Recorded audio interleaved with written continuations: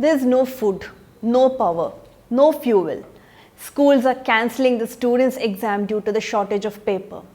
Doctors are cancelling their major surgeries due to improper medication.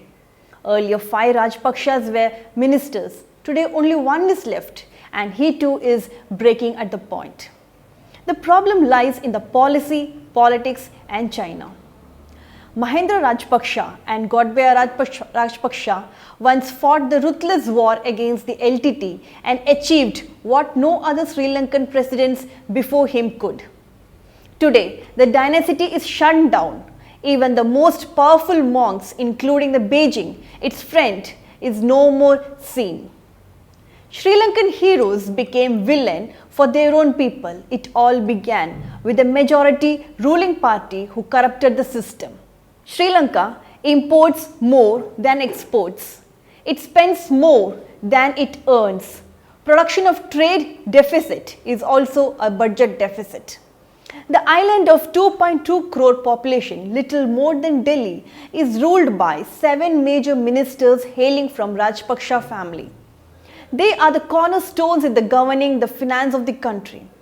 During 2019 election, Rajapaksha family promised to deep tax cuts that were enacted 2 months before the COVID pandemic, which wiped out several parts of Sri Lankan's economy. Until 2018, tourism was as the only vibrant and consistent contributor to Sri Lankan economy. But in 2019, that sector too suffered a major setback due to the Easter bomb and the pandemic. This led to the credit ratings downgrade Sri Lanka, and it effectively locked them from entering the international market. Sri Lanka's debt management program, which depended in accessing those markets, derailed, and foreign exchange dropped down to almost 70%. They entered again Vandana Shiva, a pseudo-scientific and untested theory of organic farming for the large-scale commercial plots, advising ban on urea imports to save the forex.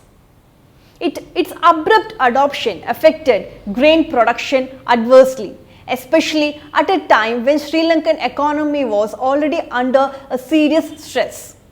While all of this was happening, China was playing a shrewd game, not only to gain a strategic advantage in the island nation, but also to keep its economic hostage.